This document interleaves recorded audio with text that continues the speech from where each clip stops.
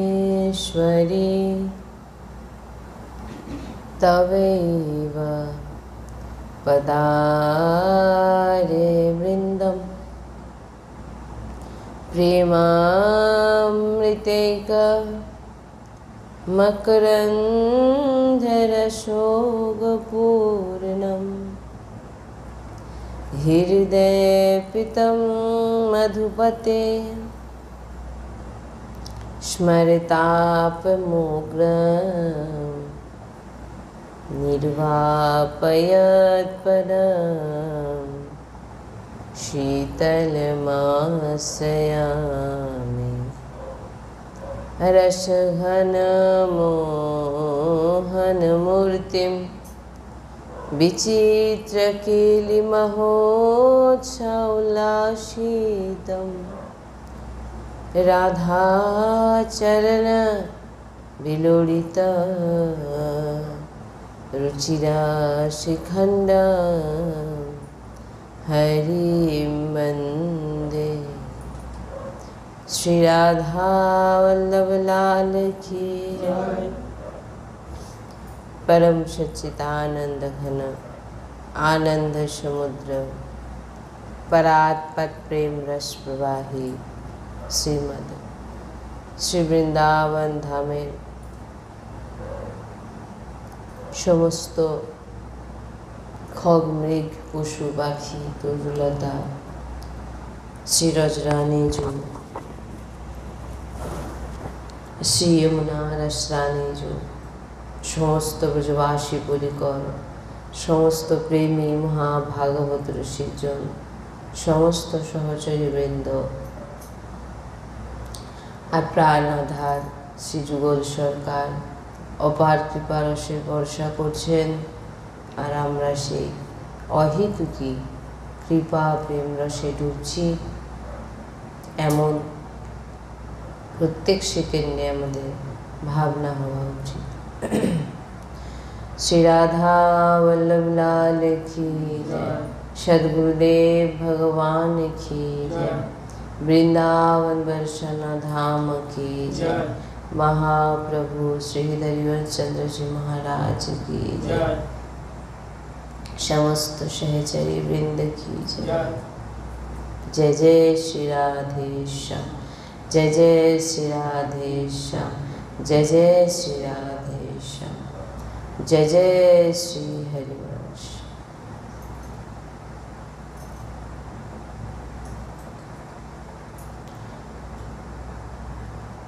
ভগবত প্রাপ্তির জন্য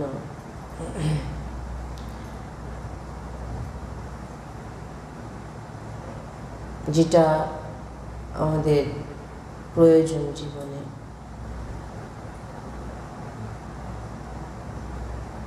সেটা আমরা নিজে থেকে কখনো করতে পারবো না। তার জন্য আমাদের চাই সদ্গুরুদেবের চরণাশ্রয়।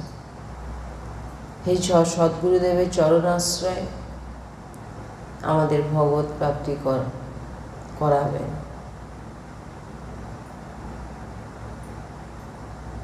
গুরু দীক্ষা নেওয়ার সময়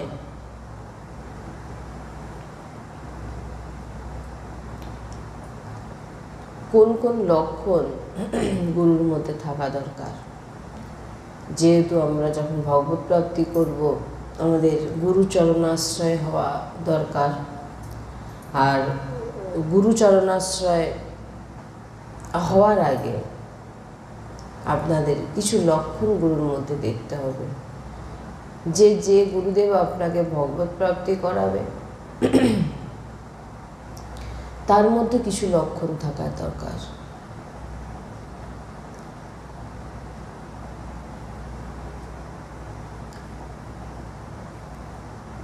গুরু দীক্ষাকে আমরা এক অন্যায় ভাবনা ভেবেছি। গুরু দীক্ষা মানে আমরা যেটা ভেবে রেখেছি যে গলায় তুলসী মালা বেঁধে কানে মন্ত্র দেওয়া, এটাই শুধু দীক্ষা। গলায় তুলসী মালা বাঁধা, মন্ত্র, গুরু কানে মন্ত্র দেওয়া, এই সমস্ত কিছুই বাইরের দীক্ষা সংস্কার।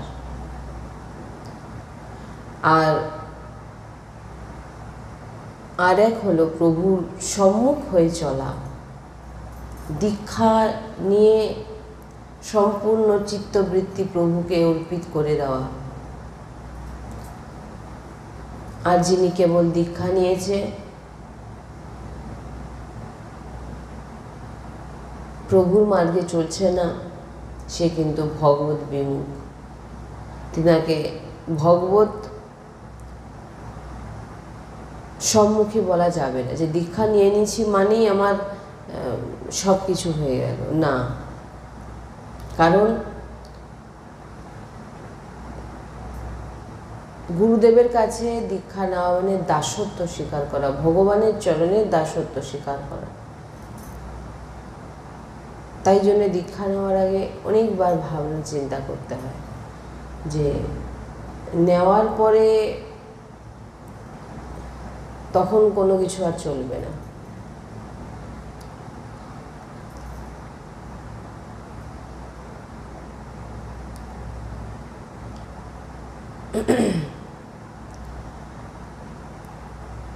গুরু আমাদের জীবনে কাম, ক্রোধ, লোভ এই সমস্ত কিছুকে দূর করবে। যিনি ভগবত সম্মুখতা স্বীকার না করে সংসারের সম্মুখতা স্বীকার করেছে, গুরু চরণাশ্রিত হওয়া মানে গুরু আপনাকে বলবেন ইষ্টের ভগবত সম্মুখতা, ভগবানকে স্বীকার করো হৃদয় থেকে। কিন্তু আমরা স্বীকার করে রেখেছি সংসারকে। যিনার এমন ভাব, নিজের কামনার জন্য দেখবেন অনেকে আছেন অন্য দেবদেবীর উপাসনা করেন, বলছেন যে দীক্ষা তো নিয়েছেন এক গুরুর কাছে, আর বিভিন্ন দেবদেবীকে বিরাজমান করে 33 কোটি দেবতাকে রেখে দিয়েছে। গুরুর ইষ্টের প্রতি তার, কারণ সে তো পূর্ণরূপে সমর্পিত নয়। বলছেন এগুলো আর ভগবত বিমুখ জনের সঙ্গ করে, এর আগুনের সমান।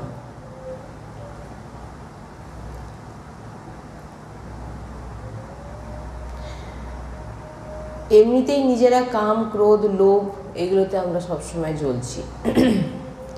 এবার ইনাদের থেকে বাঁচার জন্য চাই সাধু সঙ্গ। আর তুমি তাদের সঙ্গ করছো যারা কাম, ক্রোধ, লোভে ভুগছে। তুমি কার সঙ্গ করছো? কাম, ক্রোধ, লোভে যারা ভুগছে তুমি তাদের সঙ্গ করছো। তাহলে তুমি কি করে এগুলো থেকে বাঁচবেন? যখন গুরু আশ্রয় হবেন, কেন দাসত্ব স্বীকার করতে বলা হয়? গুরু চরণাশ্রিত হওয়ার, নিজেকে অর্পিত করে দেওয়া, সমর্পিত করে দেওয়া কেন বলা হচ্ছে? যে কাম, ক্রোধ, লোভ যা কিছু আছে সব গুরুর চরণে অর্পিত করে দেওয়া। এবারে আমার আর কোনো ইচ্ছে, আমার কোনো কিছু থাকবে না, যা কিছু সব সদ্গুরুদেবের ইচ্ছেতে, সদ্গুরুদেবের আদেশে চলবে। কিন্তু বাইরিক দীক্ষা করে নিয়েছি, গলায় তুলসী মালা, আমি অমুক সম্প্রদায়, আমি অমুকে, কিন্তু আচরণে ভগবত বিমুখ।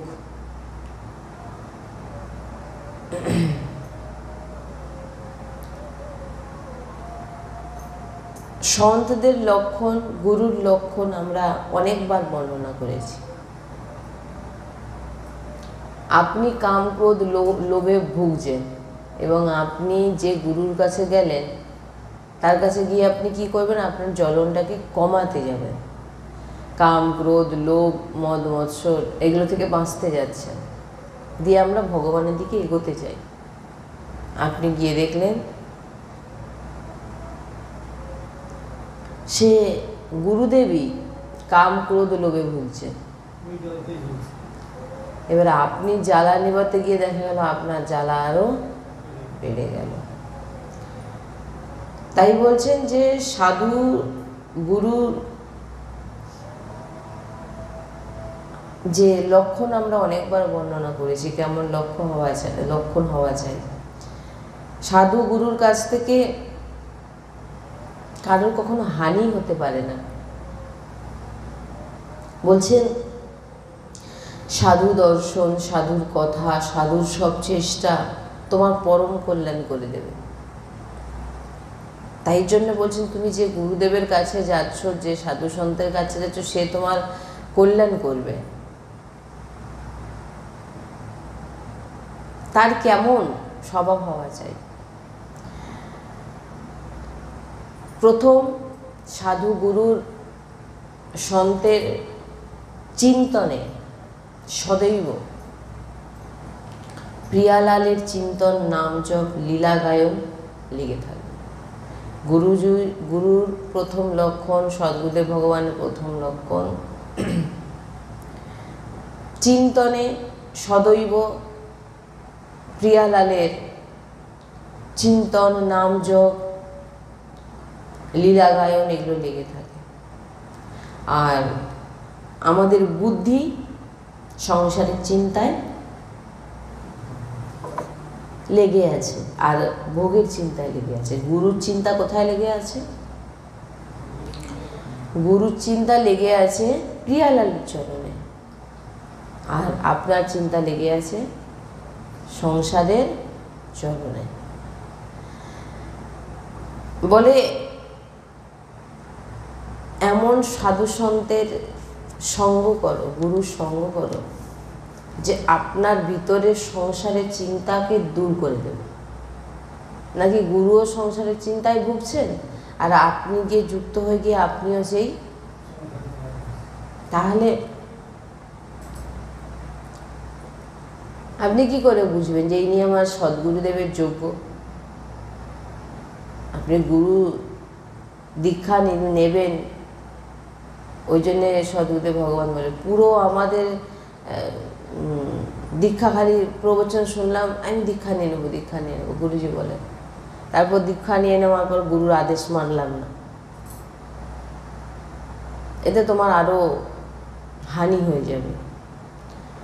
তাই তুমি যখন দীক্ষা নিতে আসছো, পুরো উপাসনা পদ্ধতিকে ভালো করে জানো, যে আমাদের উপাসনা পদ্ধতি কি, যে কোনো, তারপরে তুমি যুক্ত হও। তোমাকে কেউ এখানে জোর করছে না, এগুলো জোরের বিষয় না যে তুমি এখান থেকে দীক্ষা নাও। আরে কানে মন্ত্র পড়ে দিয়ে শুধু তুলসীমালা পড়ে দিলাম, আমি তার গুরু হয়ে গেলাম না? আমার মধ্যে কোনো আচরণ, না তার মধ্যে কোনো আচরণ। দুজনেই যাবে নরকে, আর এ তাকে টানবে, সে তাকে টানবে। তাই জন্য বলছেন যে গুরুদেবের পাশে বসলে আপনার মুখ থেকে ভগবতের নাম স্বতঃ উচ্চারণ হয়ে যাবে। যে গুরুজির সামনে বসলে আপনার ভিতরে ভগবত চিন্তন স্বতঃ শুরু হয়ে যাবে। যে সাধু সন্তের শ্রীমুখ দর্শন করলে স্বতঃ রাধা রাধা উচ্চারণ হয়ে যাবে। তিনি হচ্ছে সদ্গুরুদেব, তিনি হচ্ছে সাধু, আর তিনিই হচ্ছে সন্ত।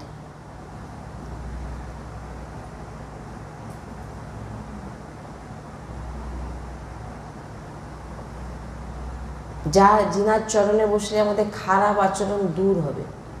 আমাদের ভিতরে তো অনেক খারাপ আচরণ আছে না, কিন্তু যখনই সদ্গুরুদেবের চরণে আমরা বসে যাব, সদ্গুরুদেবের আদেশ পালন করব, তখন আমাদের ভিতর থেকে যত যে খারাপ আচরণ, বুদ্ধি, স্বভাব সব নষ্ট হয়ে যাবে। লাস্টে দেখা গেল যে গুরুর চরণে আশ্রিত হলেন, তার ভিতরে সেই একই সাংসারিক স্বভাব আচরণ বিরাজমান। তবে আপনি সেখানে তো গেছেন জ্বালা মানে রোগ দূর করতে, তো আপনার রোগ কি দূর হবে? তাই জন্য বলছেন যে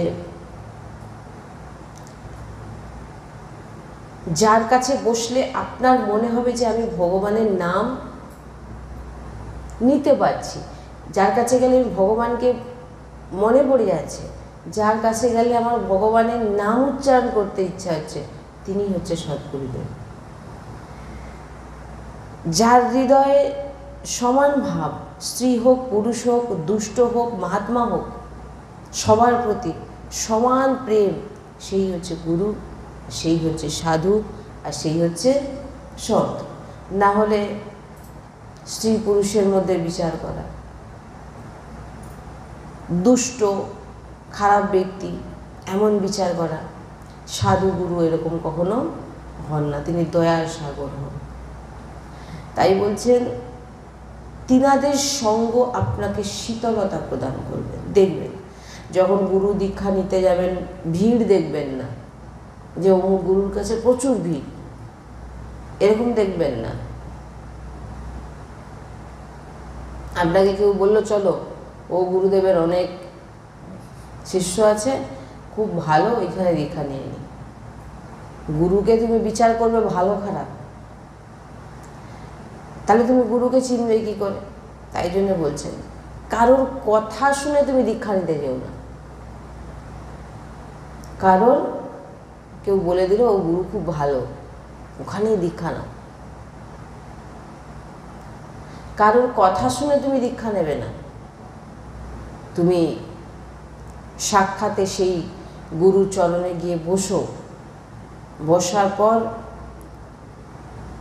যদি আপনার ভিতরে এমন কিছু প্রশ্ন থাকে যেটা আপনি হয় গুরুর কাছে রাখলেন, যিনাকে আপনি গুরু বানাতে চাইছেন, যে আমি এই বিষয় নিয়ে জানতে চাইছি, এবারে তিনি হয়তো এমন কিছু উত্তর দেবেন যেটা শ্রবণ করে আপনার ভিতরে একটা জ্বলন বাড়বে। আর আপনার ভিতরে তো ভগবান বিরাজমান, তিনি আপনাকে নির্দেশ করে দিচ্ছে কার কাছে গেলে কি হবে। কি করে বুঝবো সেটা? ভগবান যে আপনার ভিতর থেকে আপনাকে নির্দেশ দিচ্ছে। আপনি যখনই কোনো কিছু প্রশ্ন করলে বা কোনো প্রশ্ন হৃদয়ে নিয়ে গিয়ে তিনার সামনে বসলেন, প্রশ্ন করলেন না, হৃদয়ের মধ্যে প্রশ্নটা আছে, সেইটা নিয়ে আপনি সামনে বসে গেলেন। তিনি যদি সত্যি প্রিয়ালালের চিন্তন করেন, তিনি যদি সত্যি প্রিয়ালালের কে প্রাপ্তি করতে চায়, তিনি যদি সত্যি নিজের আচরণকে পবিত্র করতে চায়, তো তিনি তখন বুঝতে পারবেন।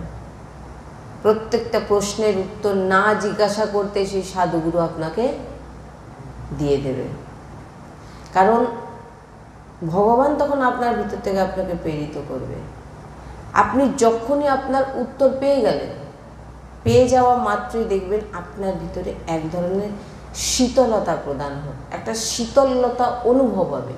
যেমন এমন একটা কিছু আমরা কথা শুনলাম যেটা শোনার পর আমাদের হৃদয় যেন ঠান্ডা হয়ে যায়, মানে আর কিছু শোনার নেই, এই যে এটা শুনে নিলাম আর আমার দ্বিতীয় কিছু এরকম মনে হয় না কখনো? যে কিছু শুনলাম যে এটাতে একদম মন প্রাণ ভরে গেল। এবার আপনাকে বুঝতে হবে প্রথম কৃষ্ণম বন্দে জগৎগুরু, ভগবান আপনাকে বলছেন আমি এই রূপে আসছি। আপনি যখনই শীতলতা অনুভব করছেন, জ্বলন নয়, জ্বলন মানে গুরুর বাণীগুলোকে অপছন্দ মনে হয়, ভালো লাগবে না। আপনি দেখবেন আপনি যে জ্বলনটা নিয়ে গেছেন সেই জ্বলনটাকে আরও বাড়ানোর চেষ্টা করানো হবে। আপনি ভিতর থেকেই আপনি সংকেত পেয়ে যাবেন, আপনার সেই জায়গাটা জ্বলন হবে, ভালো লাগবে না, তো সেখান থেকে সরে যান। আর যে কথাগুলো দেখবেন আপনার যাওয়া মাত্রই প্রত্যেকটা প্রশ্নের একটা প্রশ্নের উত্তরই এমনভাবে পেলেন আপনি যে আপনার হৃদয় মন প্রাণ ভরে গেল, শীতলতা প্রদান, যে না সত্যি একটা কথা শুনলাম। ভগবান বলছেন ইনিই হচ্ছে তোমার সদ্গুরুদেবের হওয়ার যোগ্য। আগে আপনি যান, বসুন, শুনুন, পরীক্ষা করুন, যাচাই করুন। আগে যখন আপনি বাচ্চাকে মাস্টার দেন, আগে আপনি তার ডিগ্রি জানেন না যে সে কতটা পড়াশোনা করেছে, তারপর তো নিজের বাচ্চাকে দেবেন না। যারা মাস্টার শুনে নিয়েছে ওর কাছে দিয়ে দেবো না, আগে জানবেন উনি কোন বিষয় নিয়ে পড়েছেন, কি করেছেন, তারপর তেনার কাছে দেব। তাই গুরুর কাছে দীক্ষা নেওয়ার আগে খুব সাবধান। ভিড় দেখে কখনো গুরু দীক্ষা নিতে যাবেন না। এর কাছে প্রচুর ভিড়, চলো, ভিড় হতে পারে, কারোকে কেউ বলছে বলে কি তার কাছে দীক্ষা নিন, এটা কখনো করবেন না। নিজে বিচার করবেন, কারণ আপনার মধ্যে সে বিচার করার সামর্থ্য আছে, ভগবান দিয়েছেন, ভগবান বিরাজমান। ভগবান আপনাকে, সদ্গুরুদেব ভগবান সাক্ষাৎ সামনে আপনাকে বলে দেবেন, আপনার হৃদয় শীতলতা প্রদান করবেন, আপনি নিজেই অনুভব করতে পারবেন ইনি আমার গুরুদেব হবার যোগ্য। নাহলে কানে গুরুকে শিষ্য তারা গুরুকে তারা ভুলেই গেছে, গুরু যে যে উপাসনা করছে সে তার বিপরীত উপাসনা করছে। কেন আমার গুরু অমুক, তুমি গুরুদেবের যে পদ্ধতি তুমি সেটাকে সে পথে চলছো না, তুমি বিপরীত পথে চলছো। ইনি আমার উপাস্যদেব, তোমার গুরু যিনাকে ইষ্ট মনে করছে সেই তিনিই তোমার ইষ্ট, কিন্তু তুমি তোমার মন মধ্যে যে বলছে বিভিন্ন দেব দেবীকে পুজো করছে।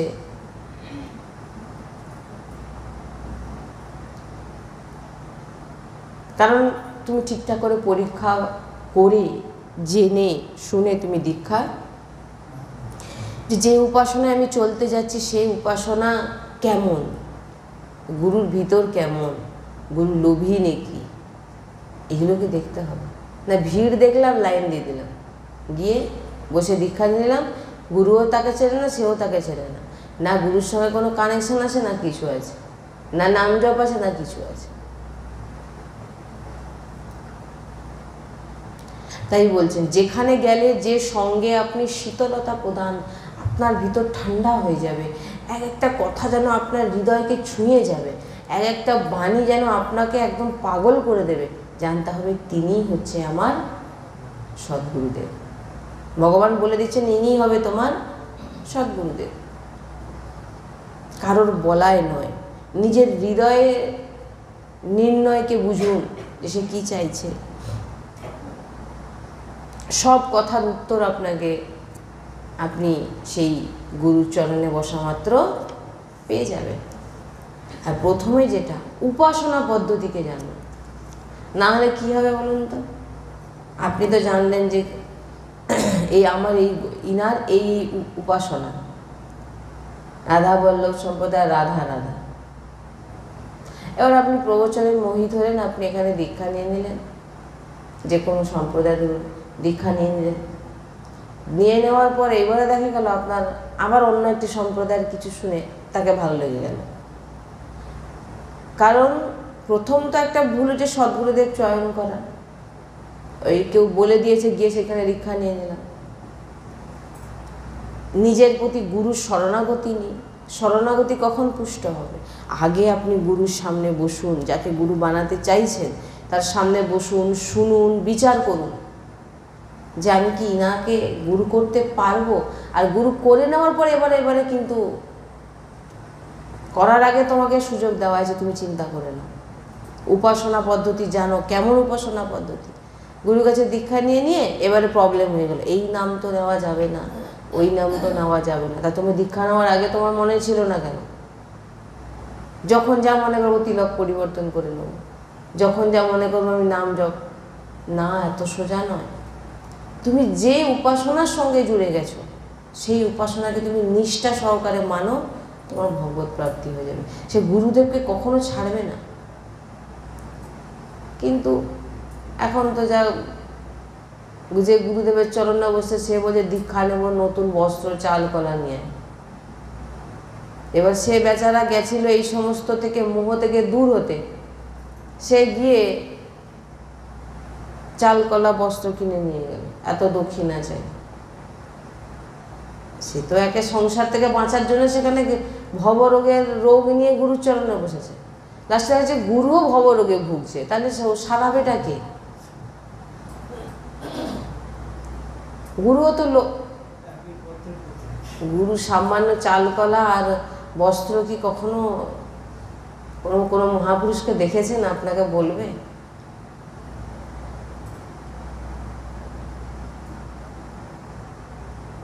গুরু নিঃস্বার্থভাবে হয়, কোনো কিছু প্রাপ্তির জন্য তিনি আপনাকে দীক্ষা দেন না, প্রাপ্তি করানোর জন্য দীক্ষা দেন। দীক্ষা শুধু কানে মন্ত্র দিয়ে দিলাম হয়ে দীক্ষা হয়ে গেল না।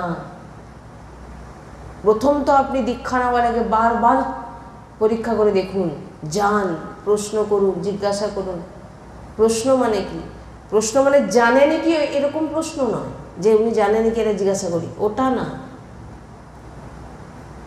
আমি যাওয়া মাত্র গুরু আমার হৃদয়ের ভাবকে বুঝতে পারছেন নাকি, এরকম প্রশ্ন মানে কি? সামনাসামনি প্রশ্ন জিজ্ঞাসা করলাম, জানেন কি জিজ্ঞাসা করি, এটা বলা হচ্ছে না। এটা তার অপরাধ হয়ে যাবে, বিশাল বড় অপরাধ হয়ে যাবে। এটা নয়, তুমি তোমার মনের ভিতরে যে প্রশ্ন তুমি প্রশ্ন করে রাখো, গুরুজি আমি এটা জানতে চাই।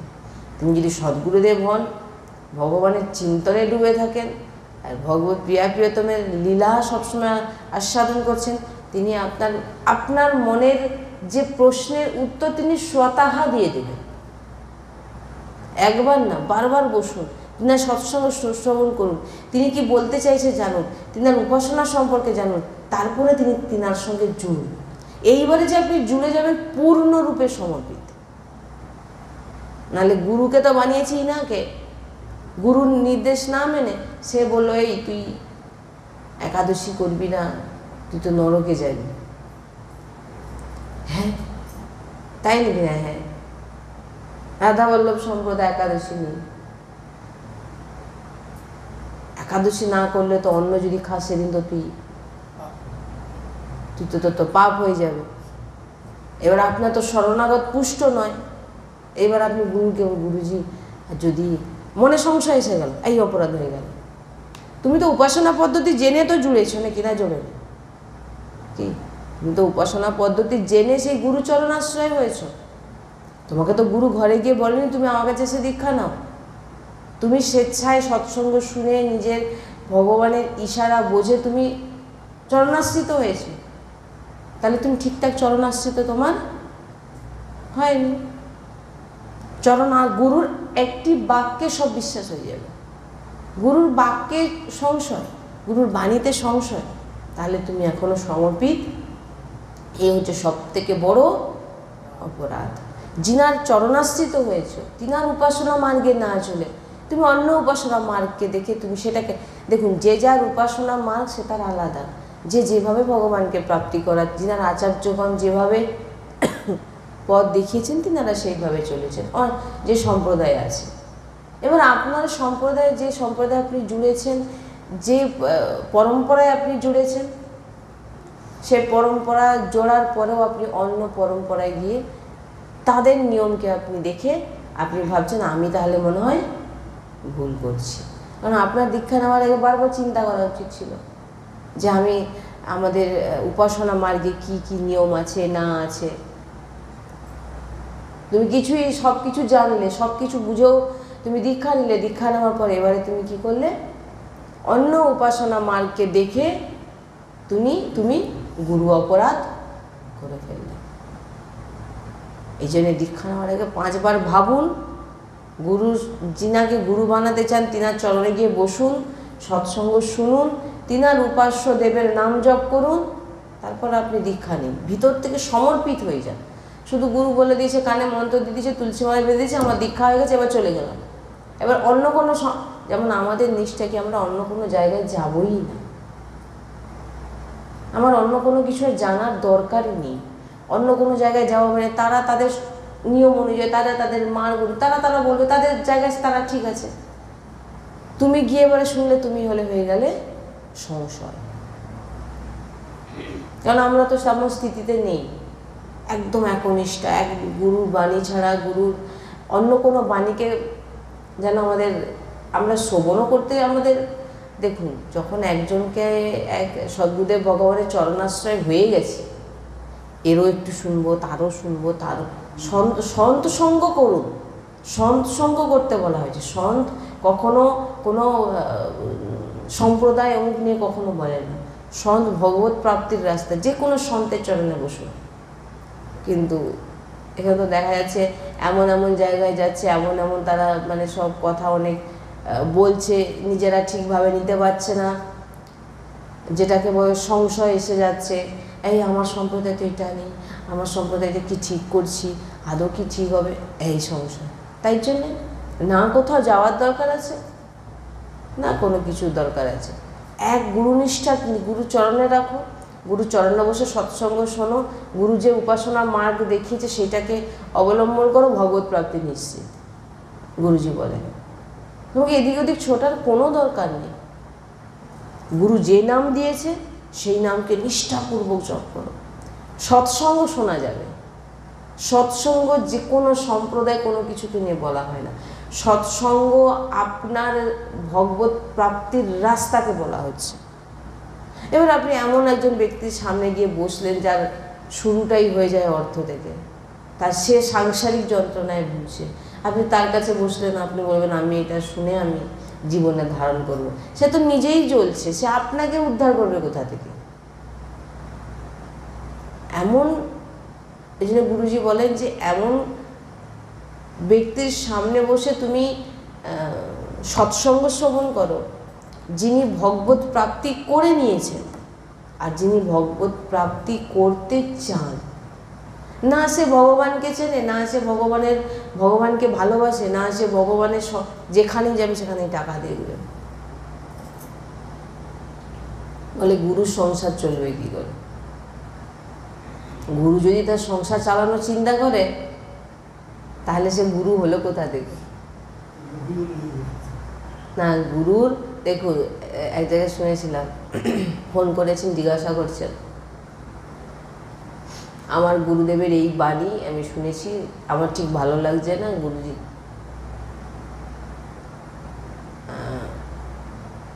গুরুজি বলেছে যে তুমি যেরকম আমি তোমাকে বলেছি ওই রকমভাবেই চলো। হ্যাঁ, আমার মন টিকছে না, আমার মন এখন অন্য নাম নেওয়ার জন্য ইচ্ছে করছে, আমার মন এখন অন্যদিকে যাচ্ছে, আমি সেই গুরুর কথা আমার ঠিক ভালো লাগছে না। তখন আমাদের যে ফোন ধরেন উনি বলছেন যে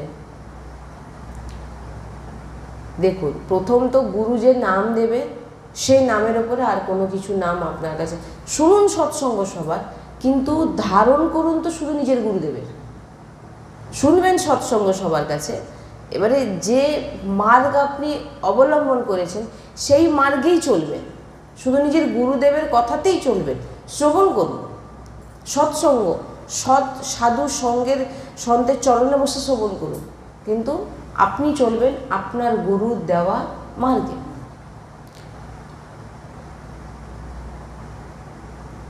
আমার গুরুদেব অমুক টাকা নেয়, প্রথম তো দেখুন গুরু নিন্দা করছে কারোর কাছে। আমার গুরুদেব যেখানে যায় এত টাকা নেয়, কীর্তনাদি করে, যাই হোক এরকম।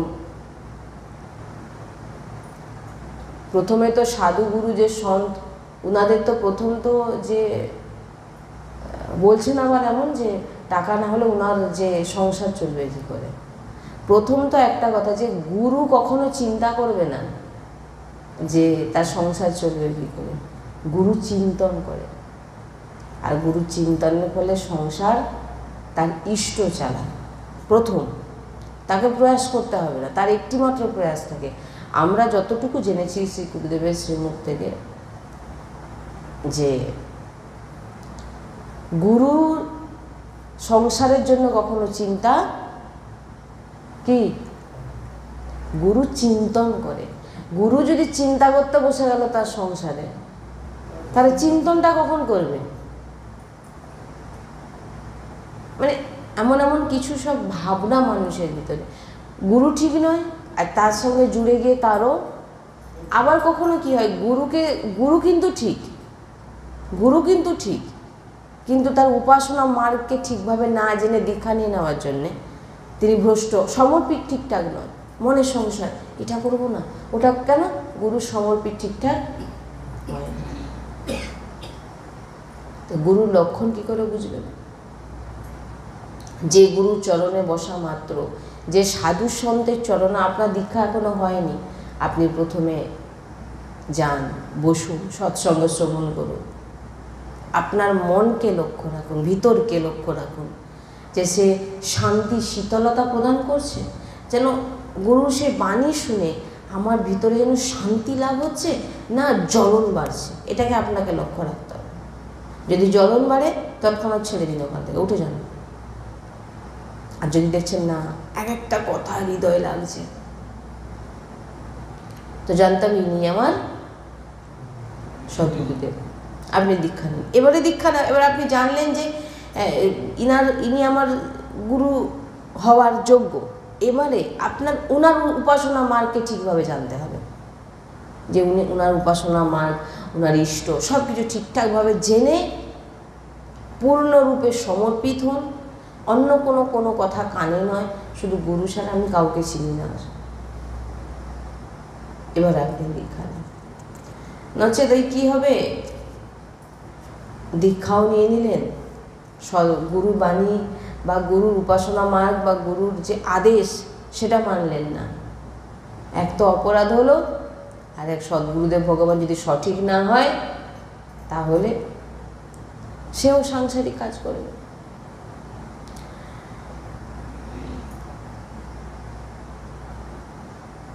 তাই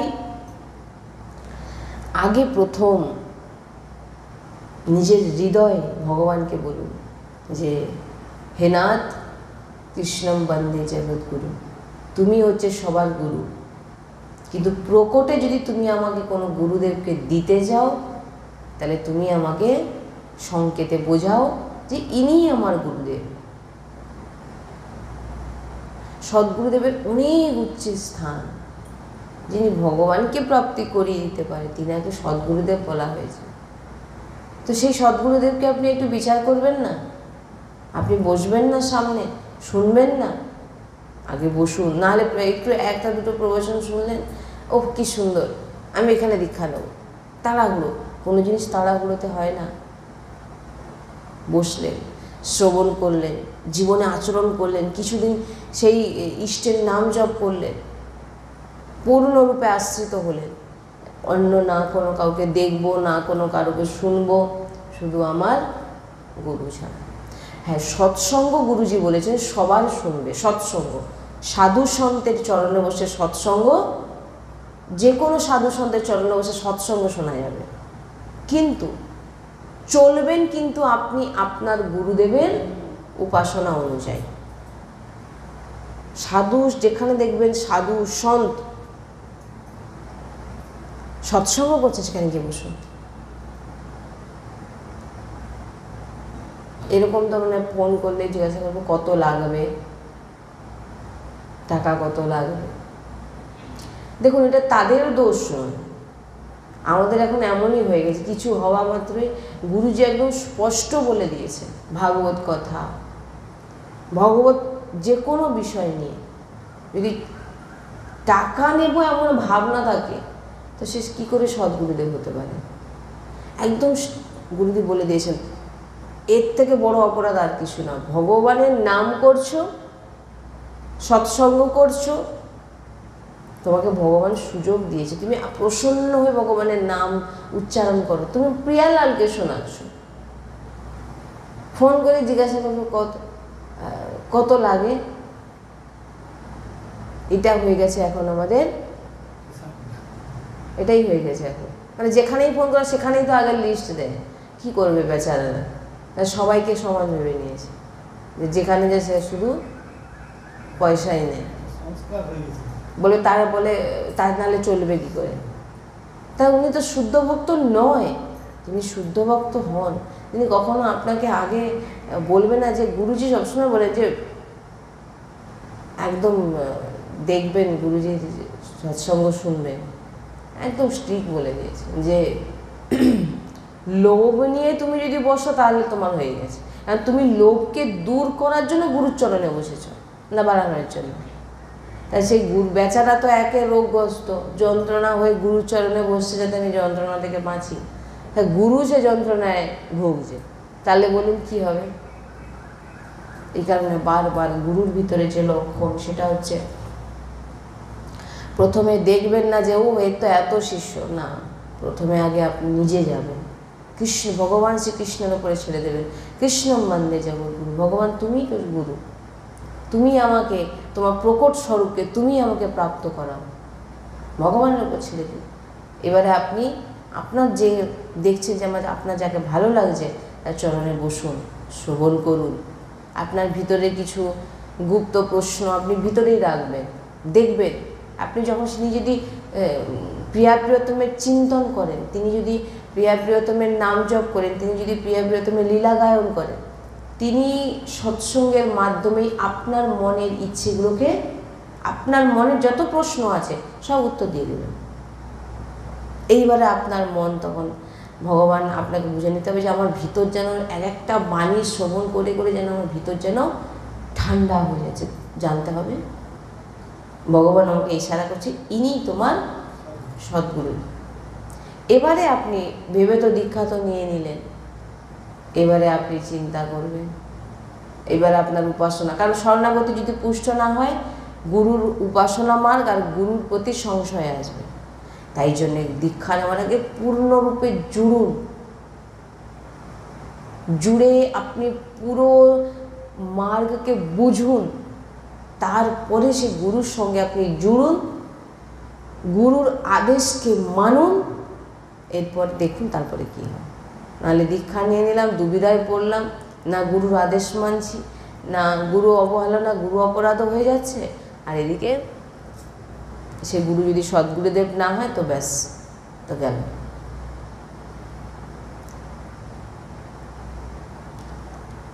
সদ্গুরুদেবের লক্ষণ, যাকে দেখলে হৃদয় ঠান্ডা হয়ে যাবে, যাকে দর্শন করলে মুখে নাম উচ্চারণ হয়ে যাবে, যিনাকে দর্শন করলে আমাদের ভিতরে এমন বিচার আসবে যে আমিও ইনার মতো হতে চাই, তখন জানতে হবে ইনি হচ্ছে আমাদের, ভিতর থেকে ভাবনা আসবে, বাইরে নয়। দীক্ষা কানে মন্ত্র দিয়ে দিলে গুরু দীক্ষা না, আপনি হৃদয় থেকে গুরু মেনে নিয়েছেন, হৃদয় থেকে মেনে নিয়েছেন, তিনার উপাসনা মার্গ অনুযায়ী চলছেন, তিনার আদেশ মানছেন, আর কিছু না। কিন্তু গুরু দীক্ষা নিলাম, গুরুর আদেশই মানলাম না, তো এমন দীক্ষা নিয়ে কী হলো?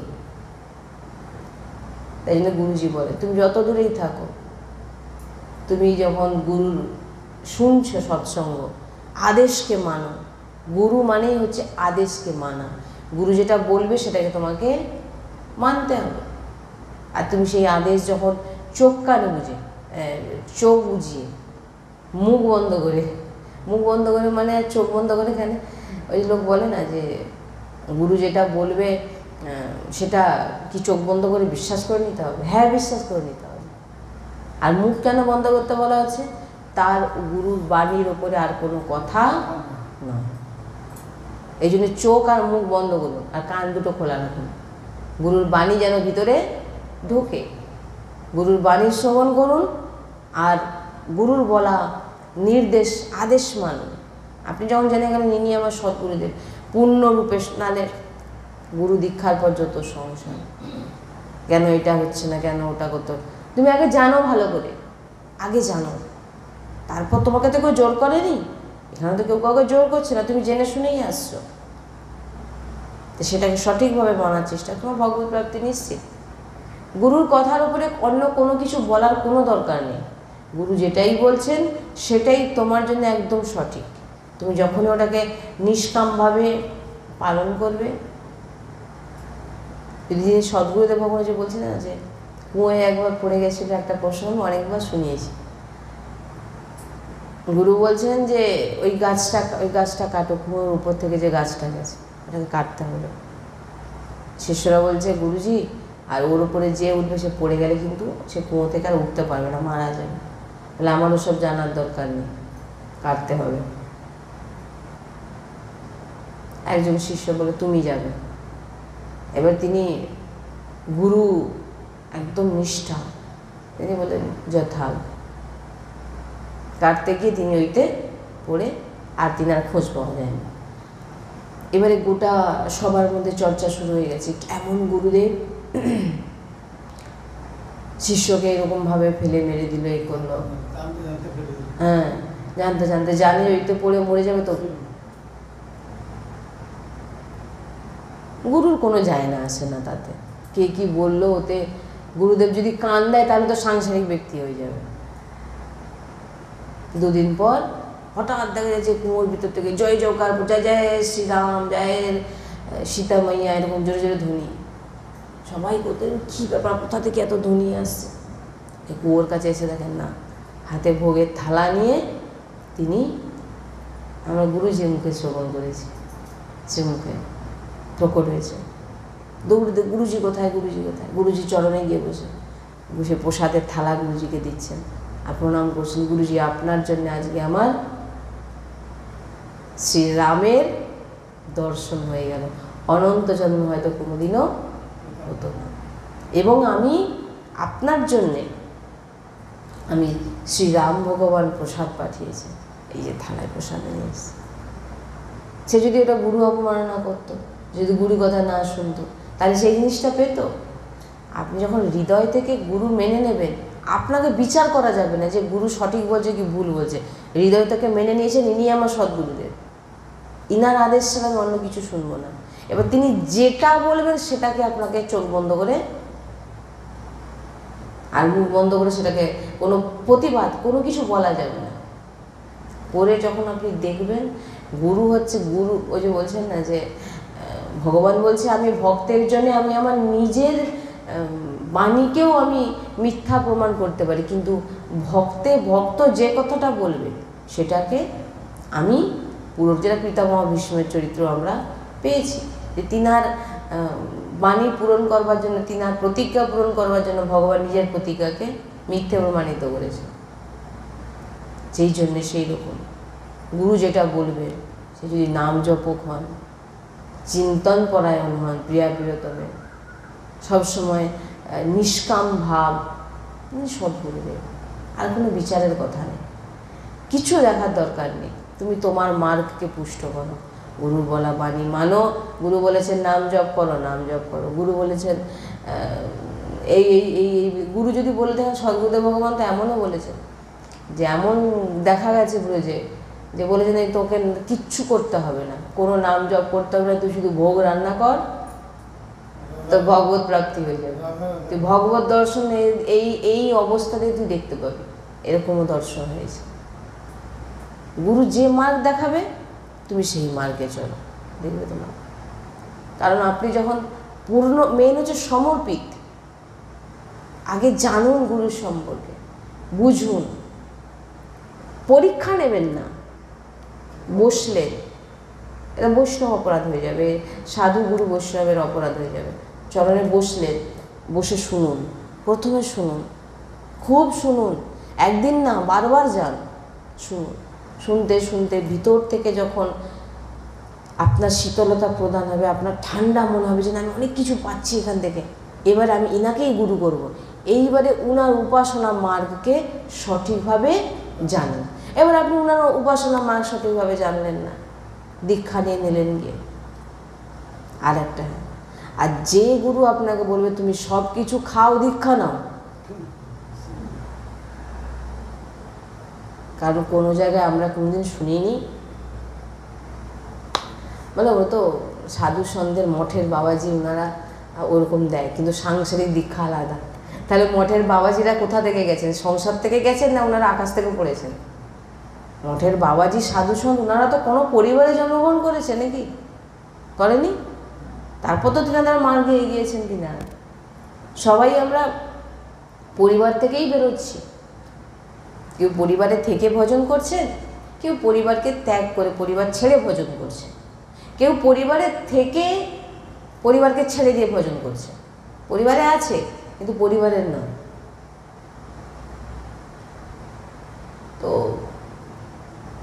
এইগুলো অনেক বিচারের ব্যাপার আছে, কারণ আমরা এইগুলোতেই মানে ভুল ভাবনা, অন্য কারোর গুরু নিন্দা বসে বসে করছি, শুনছি, এগুলো থেকে দূরে থাকাই ভালো।